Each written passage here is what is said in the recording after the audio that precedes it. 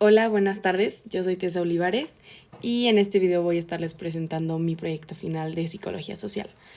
Para mi proyecto final yo quise escoger el caso de genocidios en Guatemala. Bueno, me gustaría comenzar dando un contexto del caso y algunos datos sobre la violencia sociopolítica. El genocidio en Guatemala fue una masacre inmensa a finales del siglo XX. Fue uno de los eventos más catastróficos en la historia de Latinoamérica, marcada por una violencia sociopolítica muy fuerte. Bueno, primero vamos a explicar un poco de qué se trata la violencia sociopolítica. Bueno, esta violencia implica tres factores muy importantes: el Estado, los medios de comunicación y la ciudadanía, inmersa en la perspectiva de un país inseguro y violento en el que la acción gubernamental ha sido evaluada como corrupta por la opinión pública, y pues estas acciones corruptas han sido matizadas como mal necesario para que el país esté seguro o como seguridad nacional. Esto difundido por los medios de comunicación cercanos a la política de seguridad y como acción innecesaria por los medios de comunicaciones críticos. Bueno, la violencia sociopolítica en Guatemala tuvo una raíz en cuestiones históricas de desigualdad, de exclusión, de racismo, principalmente con pueblos indígenas mayas. Durante el conflicto armado, el gobierno implementó una estrategia de contrainsurgencia en su lucha contra los insurgentes y la guerrilla comunista, que resultó en asesinatos en masa, en desplazamientos forzados y actos terroristas contra la comunidad y principalmente contra civiles. Bueno, entre 1981 y 1983, durante los regímenes militares de Efraín Ríos Montt, ocurrieron las acciones más crueles y más devastadoras para Guatemala. Estas atrocidades se dirigieron principalmente a la comunidad indígena maya, acusadas de colaborar con la guerrilla. Aproximadamente el 83% de las víctimas eran indígenas mayas. Las acciones que se realizaron en el régimen de Efraín Ríos Montt incluyeron desapariciones forzadas, violaciones sexuales, asesinatos y destrucción de aldeas. Estas han sido reconocidas como un acto de genocidio por tribunales nacionales e internacionales. Bueno, ahora voy a mencionar algunas de las muchas consecuencias por la masacre de Guatemala política y socialmente.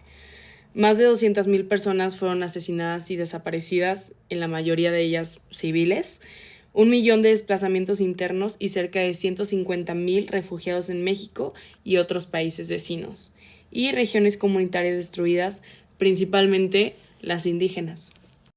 Ahora vamos a hablar un poco de las acciones de memoria y acompañamiento que se realizaron después de estos actos atroces en Guatemala. Bueno, primero vamos a hablar un poco del apoyo. El apoyo que se les brindó a las personas sobrevivientes de esta masacre, el apoyo para buscar justicia para ellos y sus familiares, y el apoyo en la reconstrucción de sus comunidades. Este apoyo brindado por organizaciones de comunidades indígenas, derechos humanos y colectivos. También se les dio espacio a la conmemoración de lo sucedido en Guatemala. Se hizo un monumento a las víctimas del conflicto armado. Fue un espacio donde se conmemora a las víctimas de asesinato y desaparición en este caso. Y la comunidad Río Negro, está en Baja Verapaz, y este lugar simboliza la resistencia de los sobrevivientes y mantiene la memoria de las masacres ocurridas en 1982. Por otro lado, la justicia y las consecuencias que tuvieron algunos de los culpables de esta masacre. Se hizo un juicio contra el exdictador y genocida Efraín Ríos Montt. Sin embargo, no hubo una condena, le quitaron los cargos. Al final, no tuvo una consecuencia merecida. Pero por otro lado, el juicio por violencia sexual en Sepur Zarco en 2016. Este proceso fue histórico, ya que llevó a la condena de 2 exmilitares por esclavitud sexual y abusos contra mujeres quechí, visibilizando la violencia de género. Bueno, pasando a mi reflexión final sobre este caso, considero que el acompañamiento y estos actos de visibilización no solo buscan dignificar a las víctimas en estos casos tan atroces, sino también que la historia no se vuelva a repetir. Si bien no es algo fácil y es un reto muy grande, porque lamentablemente las autoridades y el gobierno busca siempre por encima una impunidad de gente que está en el poder o gente que es imagen pública en México. Sin embargo, creo que estos actos de acompañamiento y de visibilización, en especial los de visibilización, donde se hace ruido, donde la gente se entera, donde, o sea, el país puede ver lo que está pasando, nos ayuda muchísimo en un futuro para que la historia sea menos probable a que se repita y que pues este tipo de acciones no queden impunes. Y bueno, como texto del tercer parcial para finalizar, yo escogí Psicología Social de la Memoria, Espacios y Políticas del Recuerdo, de Isabel Piper y Roberto Fernández.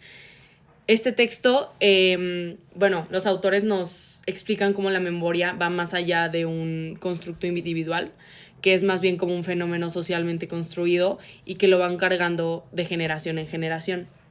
En este texto también destacan cómo lo que nosotros recordamos del pasado no es algo como neutral, sino que está influenciado por factores culturales, sociales y políticos. Y eso es todo. Gracias.